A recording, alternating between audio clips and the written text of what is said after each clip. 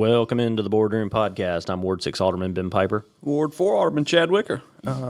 It's cold, on, man. It's cold. Yeah, man. It's Can we get that part out of the way? There's ice. it's kind of amazing weather. What was it? Just a week ago, it was 70 degrees. It was great.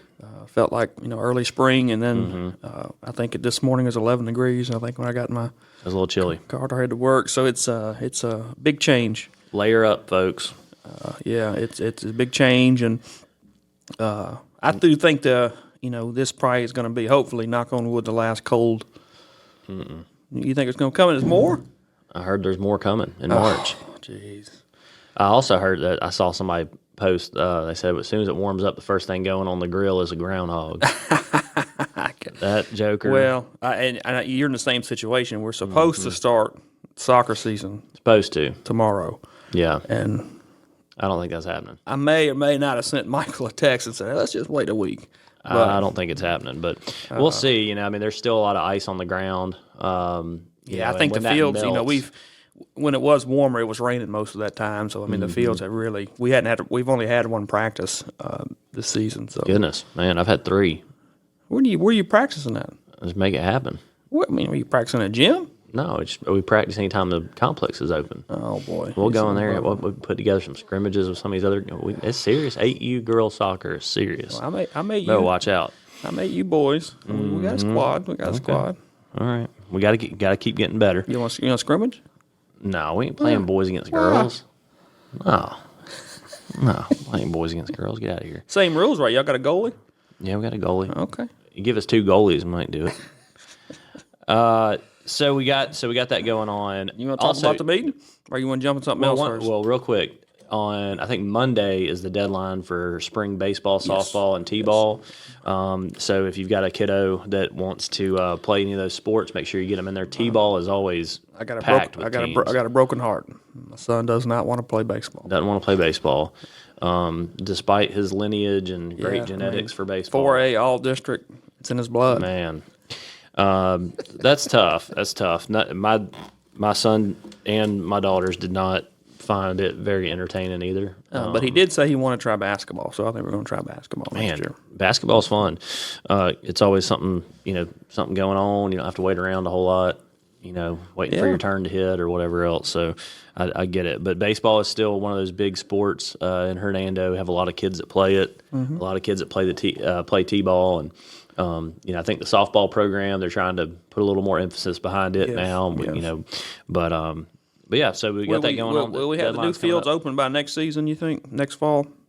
By next fall, yeah. Yeah. By next fall 26, we should have all we should have the 4 new fields opened up. Good. To get that going and hopefully have. Well, it's on switching topics. It's to that time of year we start having fundraisers and different things. We have the Mardi Gras. The crew of Hernando has a Mardi Gras ball Saturday. I think tickets are still available. Is that right? That's right. Yeah, I think there's about a few dozen tickets that were released there, so that not at capacity just yet, but it was what they thought was sold out. But then there was about a few dozen tickets that shook loose. So I think it's $100 a ticket to go, and the people ask like, what does it go to? Like, what do they use it for? So it's used for a number of different charities around the city. It helps pay for books that go to first and second grade students in Hernando schools. All the money that's spent stays in Hernando. Yeah. So it is. Do y'all use this for some of the teachers' grants? Or is that just the golf? Just the golf tournament funds the teacher grants.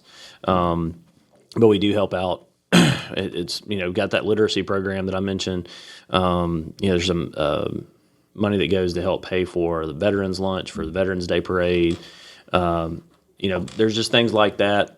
Yeah. There's times where we've helped out a number of individuals. Great organization. I know y'all have done several things over the years. And most of the members, it's not necessarily about promoting what we do. We do it to just help Hernando. It's not necessarily to puff out our chest and say we're helping X, Y, and Z and promoting it a bunch. Just want to give back to the community that you love. Want to give back to the community and help folks out, especially in like their times of need. And there's been a number of stories we help out people in their time of need. That's what it's all about. But But yeah, so it should be a great event on Saturday at the Gin. If you're able to make it to it, you can still buy tickets online. Just look for Crew of Hernando on any social media platforms. If they're sold out, make sure you reach out to Ben Piper. He'll get you a ticket. He'll get you in there. He's got connections, baby. It should be a fun time. So we'll see. We'll see what comes from it. If you've never been, definitely a good event to go to. I think the Southern Pediatric Therapy, they've got a benefit gala coming up late March. That is sold out as well. That will also be at the Gin. That one directly benefits the Hernando Parks. Last Saturday in March, it will be there. So if you have your tickets, you're in good shape. If not, you might be out of luck. So you maybe need to reach out to some of the sponsors and see if you can get a ticket to that. But it should be a great benefit gala they have going on. Mudbug Bash is around the corner in April. I think it's the second Saturday in April 12th. So that should be a great night as well to benefit the Palmer home. So a lot of good events coming up. It's a busy season in Hernando when things start warming up. People want to get out and have a good time and raise money for a lot of these charities. But let's talk about our meeting on Tuesday. Obviously a fairly important meeting because the city got its 2023 fiscal year audit. And this is something that this board was very intentional about in the last 4 years, is kind of getting caught up on our fiscal year audits. There was some backlog when we first came into office that we had to work through, and some of it was tied to the COVID pandemic, I guess, and some staff shortages and some other things that were some challenges for the previous administration. But getting this back on track, so we had the fiscal year 2023 audit. A couple takeaways from it: the overall size of Hernando's government did not drastically increase; it was fairly flat. The amount of debt, overall debt, decreased by a few $100,000, which is obviously a good for your net position, if you will. Sound like a businessman over there. So I know. Well, I got this thing in front of me, otherwise I'd be in trouble. But that's basically what these audits show you, is kind of where you are in terms of your cash flow and some of these other things. But also they're looking at, are things being done the correct way? Are you following state you got to have what they call fiscal controls. You make sure that there's procedures in place to make sure money's not missing. And I think we had Shad White on here when he was, I guess that's been a year or so ago. And he said you don't really find that kind of stuff in audits. That's usually done by, tips and things. But this gives you an idea if, what you say in your bank accounts is in your bank account. So, but there is one of these big things that is out there, and people get scared to talk about PERS sometimes. Yes. But it is something that is a new requirement that came with these audits, is kind of what the total liability of PERS is within your city's government. So this is one of the first. I think it's the first year they had. Well, no. So I think 2 or 3 years ago, maybe even longer than that, they changed. Are you familiar with GAAP? Mm-hmm. So that they changed the GAAP requirement for public. So GAAP is generally accepted accounting practices. They changed those where you have to reflect the outstanding liabilities of their retirement. So that would be if everybody on your system retired, right? What would that be? Mm-hmm. And that's that huge. And I think it's $28 million or something like that. Isn't it? What is actually there is there's a certain amount of money that's there, and then there's a deficit. Mm-hmm. The deficit, if everybody retired at the same time, would be $21.9 million. That's right. So, obviously, I don't think that's something that's going to happen. Right. Well, and we probably, I think we've talked about this when we've talked about PERS, but just the way it works. So, the employer or the employee, the fireman puts in about 9%, a little more than 9% of his salary goes to the retirement system. The city then matches 17.9, I think, right now, and that's continued to trickle up. Mm-hmm. And that's the big thing we talked about last year when they wanted us to add 5 percentage points to it to make the system whole. Mm-hmm. Mm-hmm. And so that 17 point whatever percent, that is would be if everybody was to leave the system at one time. That's that $21 million. That's correct. So that is one of those things that, we have to remain cognizant of, going forward. And, we're not always going to agree on budgets and things. And I think that, we've been pretty straightforward about some of those things at times that whether we're in favor of them or not. That's one of those big numbers out there that definitely gives me some concern from time to time. Hey, this is a big number.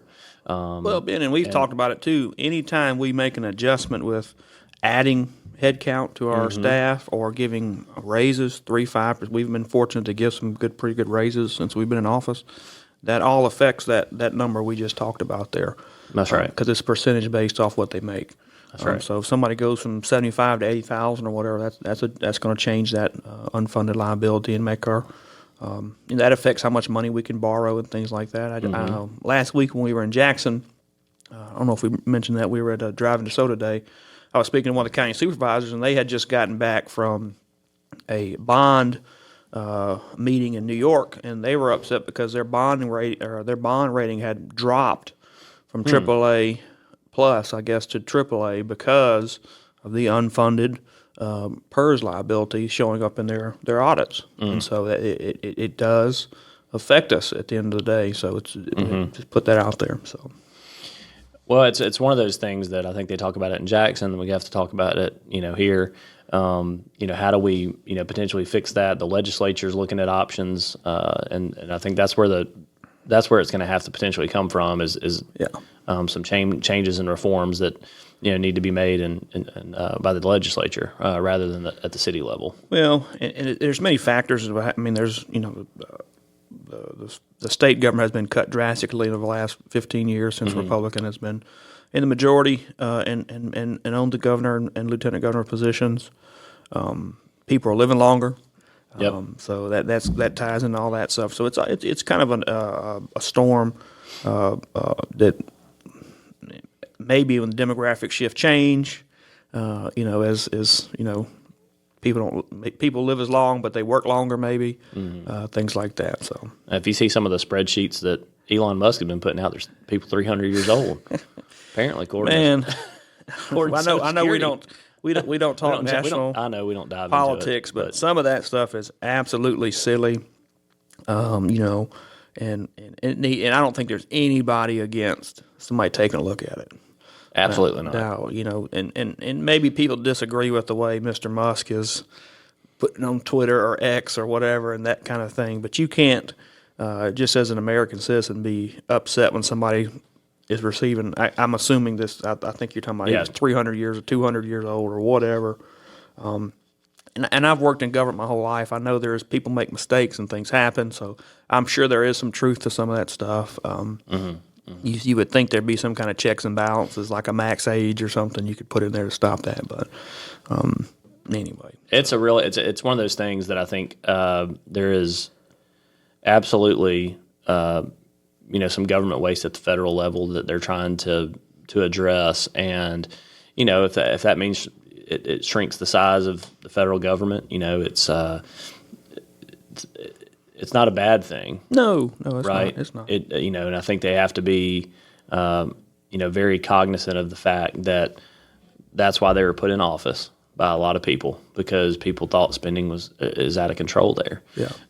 They're trying to rein it in. Of course, anytime you cut somebody's budget or you cut positions, or people are going to be outraged by it, and they're going to be upset about it because you're affecting people's livelihoods.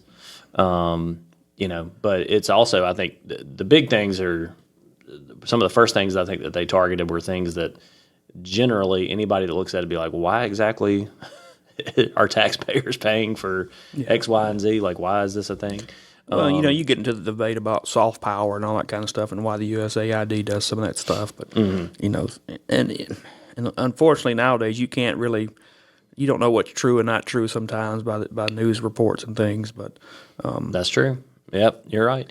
It is definitely. I think that there was a time when when people saw it on Walter Cronkite or whatever. If they saw it, it's probably true. It's 90% true, 95% true. And I just think there's just a lot of distrust out there now. It doesn't matter if it's social media or whatever. There's 100% distrust. I was talking with somebody, and our podcast has really been something that was new when we first started it. Yes. More podcasts have kind of come along, statewide since then. But the number of people that I meet, when I ask them, like, well, where do you get your news? Like, how do you find out what's going on Corinth or Natchez or wherever, a lot of times the answer's, well, Facebook.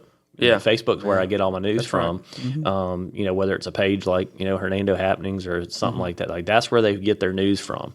And so that's why we think our podcast is important for Hernando, because what we say on here is what we're getting in our packets that's coming from our city clerk that is bound by state law to provide us with accurate information. Yeah. And so it's very important. We try our best not to color any of the information that we have with opinion.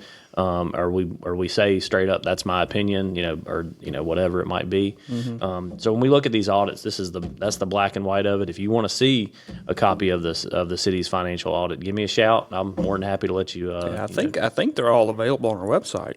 I think he puts them on there.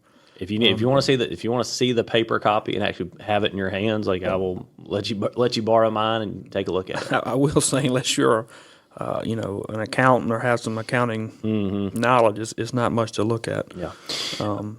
But it's it's all about transparency. It's super important. But all right, what else we have in our? So we had just kind of a shorter meeting. We had one of the Boy Scouts, Zane Rowe, lead the Pledge of Allegiance. That's worked out well. Paid the bills. Nothing really of relevance there. We had the consent agenda, a lot of training. For police and fire department, we're going to have the 3v3 live soccer tournament again in Hernando. It's Saturday, July 3rd, and we approved that. Approved a partnership with Hernando Sportsplex at Gatorade Fieldhouse for a pickleball tournament May 31st. I think that pickleball stuff's really taken off. It's pretty fun. Yeah, it's pretty fun stuff. I'm Didn't the not city very do a good at tournament it. long ago? Yeah, in the fall, I think they did. I'm not very good at it, but it's it's pretty fun. We also got updates and end of the year reports from our police department. Up to that. Yeah. Oh, sorry. You want to go ahead? We approved again to apply for a recreational trail program grant funding the Mississippi Department of Wildlife, Fisheries, and Parks for repairs at the track located at Kirkendall Park. So it's 80-20 match on that. We're hopefully get that awarded in October of 2025. We have worked closely with Representative Bill Kincaid, who's kind of leads that committee, I believe, and just saying, hey, this is what we're looking to do in Hernando. What can we do to fit into that grant? And this is one project that his guy said, hey, that's something that is walkability and all that stuff. So hopefully we'll get the track at Kirkendall, which is used a lot. I run out there sometimes. Ben's a big runner. He runs out there all the time, more than me. I've taken a hiatus from running for a little bit, but I'm going to get once it warms up, I'll be back out there. Yeah, but anyway, so that track, there's some areas of that track that need to be replaced, and we've patched some of it over the last couple of years. So this hopefully get a redone for 80-20, so less than a third of the cost of what it would cost for us to pay it ourselves. We hired a part-time police officer to do the court stuff, Miss Bridges. I work with her at DeSoto County. She's a good lady. We just talked about the audit, talked about Delta Landing. You want to talk about that at all? Just another phase of the commercial. This is a commercial phase, yeah. Some people have asked about that. Yeah, another phase of that. And so if you've driven by there, I certainly wouldn't tell you not to go by it, but that road is in very bad shape. We'll talk about it a little bit more. We are getting it paved. We accepted a bid to get McIngvale paved, $2.5 million to get those 5 lanes reclaimed. The reclamation process is, basically, you're going in, you're grinding everything up, and rebuilding that road bed. It's just in really, really, really rough shape. There's some potholes there that are in the driving lanes that are left. That I pointed out to the mayor this week that can we at least get these filled with gravel or something? Like this is bad. So we're trying to get that. But if you go over that way, you can see some cinder block walls going up there, for the shells of those commercial buildings that will be going up in Delta Landing. It's a commercial mixed use in the very front of that development, and the residential's behind it. So sure, a lot of people compare it to kind of that. It's like a mini silo square, if you will. Yeah, it's got a potential to be really, really big deal there with the school coming, and I think 18 months from now that place is going to be booming. That whole area, that corridor. there's some restaurants that they've targeted. I can't share who they are yet. Come on, man. Well, it's not a done deal. It's just like they got something they're targeted and talking to and whatnot. So trying to get I've noticed on our downloads we got some new listeners. Our downloads are up a little bit.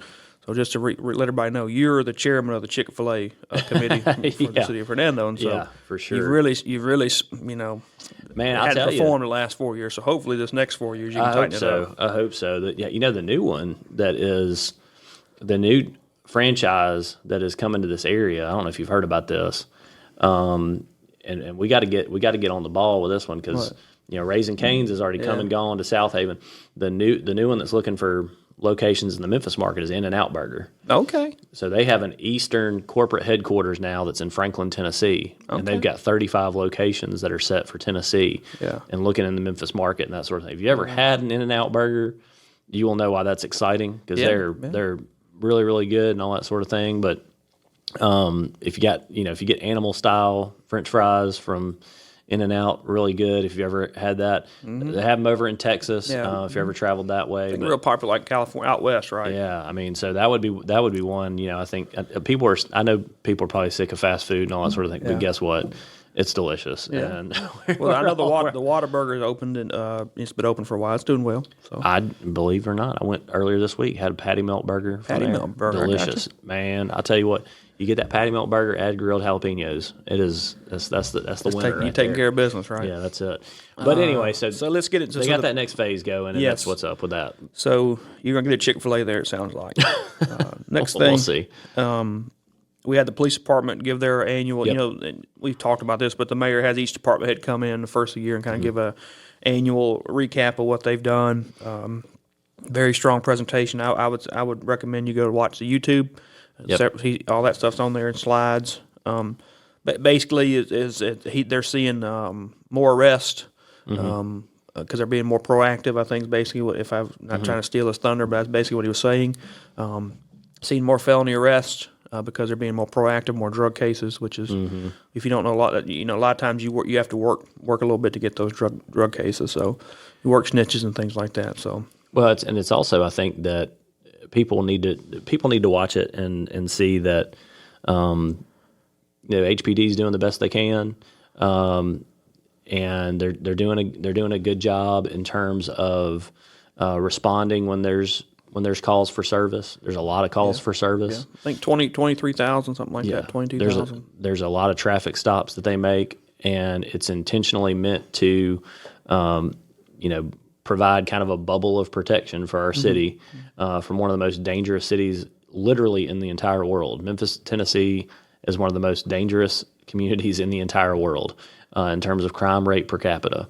And so there is some trickle-down effect from that. I think that, we've had some in Ward 6 here in the last, week or so with, folks that are just hanging around in neighborhoods and, looking to do not so great things and illegal activity and whatnot, and HPD responded really well to it to make it happen. But that is a reality that we all have to face here in Hernando is that we live very close to a very dangerous community, and if you see something, call. They'll be out there. There's no doubt about it. And so don't necessarily call one of the officers specifically, right? Call dispatch.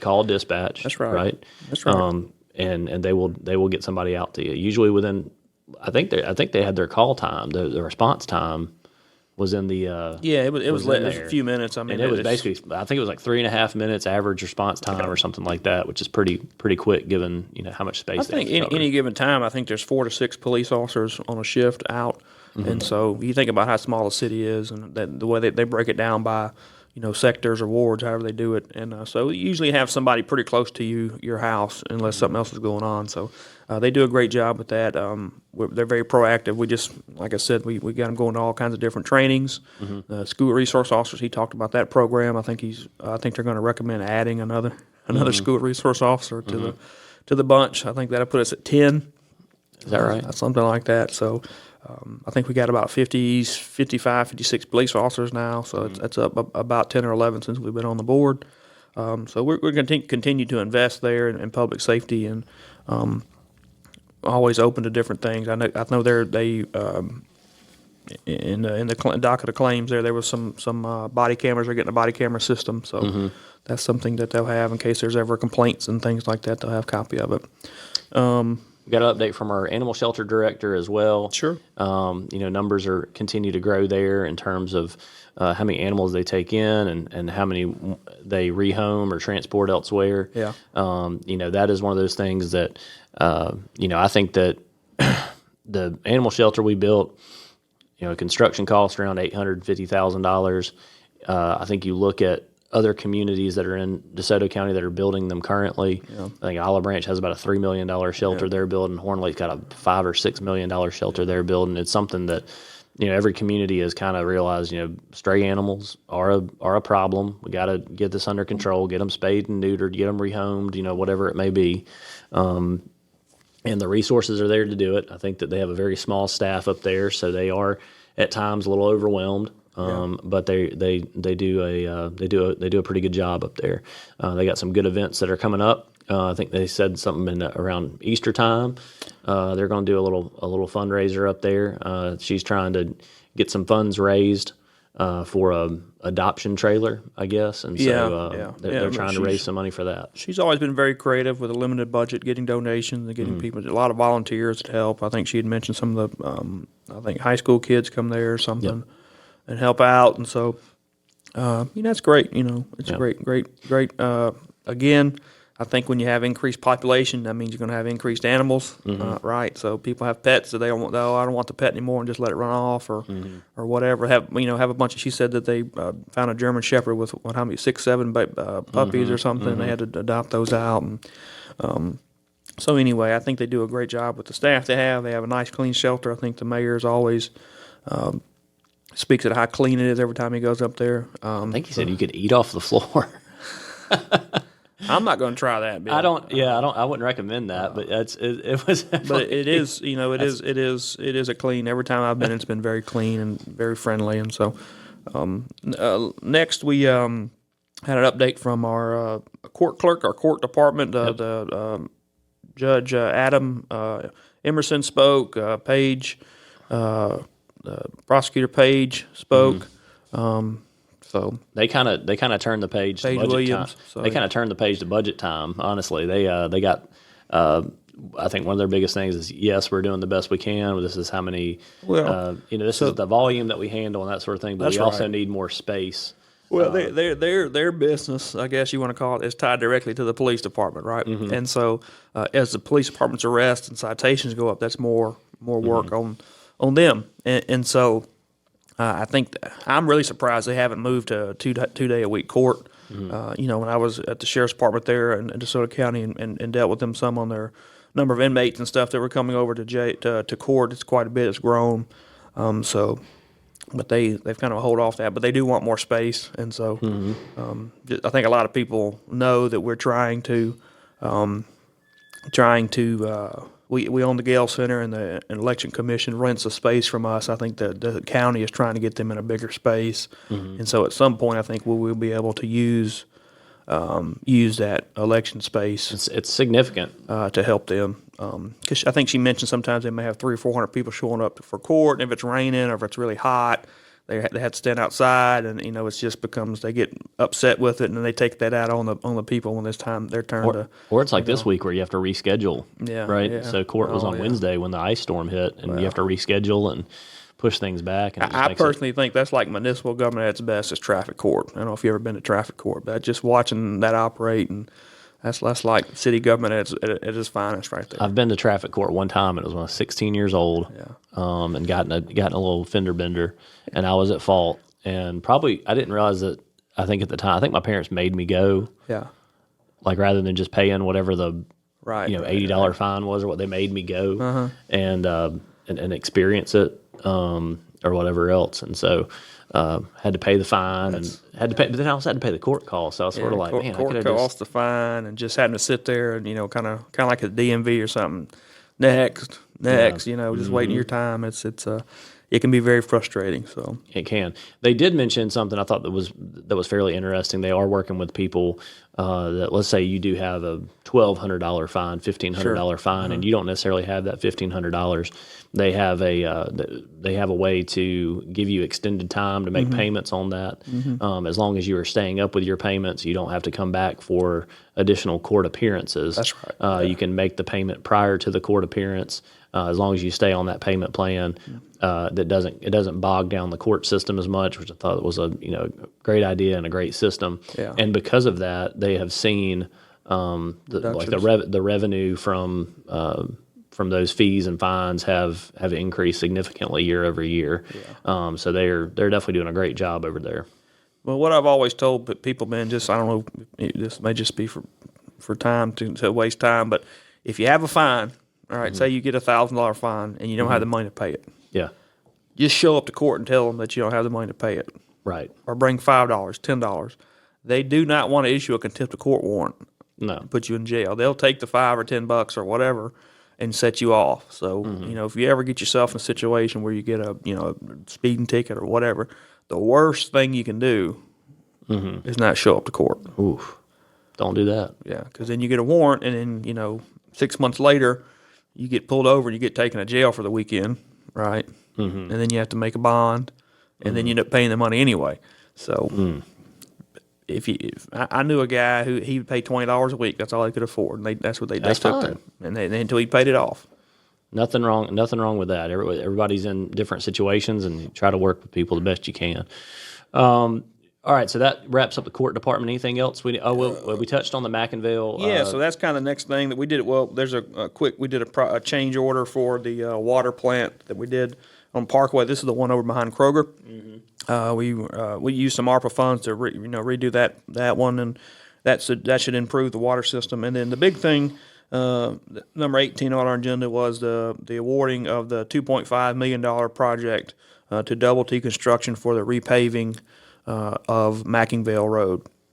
And so we actually had a special meeting yesterday to approve the minutes so we could go ahead and get that contract issued out and get the work done, because we're trying to get that, make sure that is done before school starts at I don't know when they're going to start, the 1st of August, end of January, July, something like that. It seems like it moves up earlier every year. So hopefully have that thing started in March and hopefully be done June time frame. So, and additionally, I guess and I know we're going to get to it. We budgeted about $3.5 million for this project. It came in under budget, so we're going to use that surplus, if you want to call that, to make an improvement in McIngvale and Green T and put a roundabout in. So hopefully have that done. And that is one of, in all honesty, 2 months. That's one of those ones that's been hanging out there for a while. I've complained about it numerous times. People have come to me complaining about. I think from the moment that intersection opened, there was issues, and it was something that there should have been some foresight to it. It's not well lit. That's one of those things that I have definitely noticed since those exits have opened, since the Getwell exit and the McIngvale exit have opened up, is how dimly lit those exits are. As we face development in those areas, we've got to improve the lighting in those areas, because you just can't see it at nighttime or early in the morning. You cannot see out there; it is dark. So we've got to make some improvements there. That intersection's had numerous accidents and some very serious accidents out there. So there is a roundabout coming, and whether you like roundabouts or not is another discussion. But that's what's coming to the area. There'll be turn lanes that go to Green T, a turn lane that goes in each direction, so that you're able to keep that traffic moving. And they mentioned help truck traffic that's going to AWG and using that Green T corridor to get over to AWG. Try to keep that traffic moving steady. Then you'll be able to go north-south. There'll be a north-south lane that's dedicated to going up and down McIngvale. So if you have a teenager that's going to be driving to the high school, maybe take them through the roundabout, some on 51, or take them through one. Give them some pointers of how to get through there, because they will have to navigate that, or figure out a route where they don't have to go through that intersection, which is what I would recommend. You can certainly go if you can get on 269 one way or another. there's ways you can avoid that roundabout altogether. Yeah, If you're concerned with that. That's another capacity project that we've talked about. I mean, I think the thought is with the school opening up, you're going to have increased traffic flow there, and so it was already a dangerous intersection. So the thought was going to be even worse. So this is hopefully going to alleviate that, and I think Joe Frank Lauderdale is going to engineer it and have it ready at the next board meeting for us to approve. So. Well, the other thing I think it'll help with is you got to slow down when you get into these roundabouts because you're taking a turn, you're taking a big turn to go around a big circle, right? I think it will also help with traffic that's coming off 269 going south on McIngvale. Slow them down. Slow it down some because it's one of those things that, drop the kids off at Hernando Hills or something like that. It can be a little bit of a speed issue there. Well, the huge safety issue or safety improvement with a roundabout is there's no what I call a T-bone accident, right? You're going to have fender benders maybe because somebody's not driving fast enough, but you're not going to have a T-bone accident. Sure. So and that's usually where you have fatalities and things like that. So that's that's a why good point. that's why they're so popular, and they're also a little cheaper to put in a lot of times. So And they're cheaper over the long run. maintenance on it. That's right. There's no electrical. There's no replacement fixtures you have to put in like with a traffic signal. If you lose power, you don't have to have somebody out there directing traffic. All that kind of stuff. So. So the cost of ownership, basically, over the course of time, is much, much lower. Listen to you, man. You got all kind of business things. Cost of today, ownership, man, it's important stuff. But net position, and man, I know, man. We might as well just give me an MBA for free, honorary MBA, courtesy of Chad Wicker University. You went to the Oxford of the South. So I'm surprised you could easily get one. Yeah, probably so. We'll look into that, and we'll look into a few other things before we have our next show. We should have one thing I just thought about the. Hernando High School girls basketball team is still playing the playoffs. Got a game today. So it was rescheduled from Wednesday. Where they playing? Itabena, out in Mississippi Valley State. So they're playing Tupelo out there. Tupelo, very good team. Hernando, very good team. 7A Player of the Year is on the Tigers, and the coach Blake Jones. He's done a great job, and getting a roster together that complements each other, and a lot of good players on the team. And so we'll best of luck to them. See if they can make the next round of the playoffs. All right. Well, anything else, Ben? I think that's it for right now. Absentee voting has started. Is there elections? With the city elections. The city elections? Municipal elections this year. Who's running against you? I was very blessed to not have an opponent, unopposed. I think you were as well. We have listed off the candidates previously, but there's an alderman at large race with 3 candidates. There's a Ward 5 race with 2 candidates. Incumbent Beth Ross and Kit Kitchens is her challenger. Yeah. In the alderman at large race, again, you have Jeff Hobbs, who's a former alderman for Ward 6. You have Lauren McClendon, and you have Jarrett Mashaw. That those 3 are all.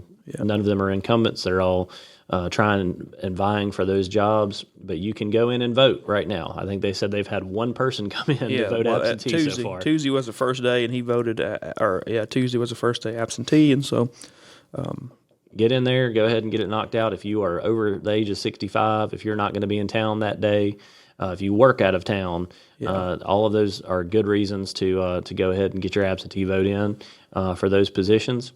Everybody that lives in the city limits of Hernando that's registered to vote can vote in that at-large race, and then Ward 5. And they actually have pictures of the ward maps, I think, on the wall. So you can see where you live and see what ward you're in. A lot of people don't, we changed it up a couple years ago, so some people may be not familiar where they are. There you have it. Go vote, and we will see y'all next time. Mardi Gras ball tomorrow. Come on out. It's going to be a good time. But for now, I'm Ward 6 Alderman Ben Piper. I'm Ward 4 Alderman Chad Wicker. Thanks for listening.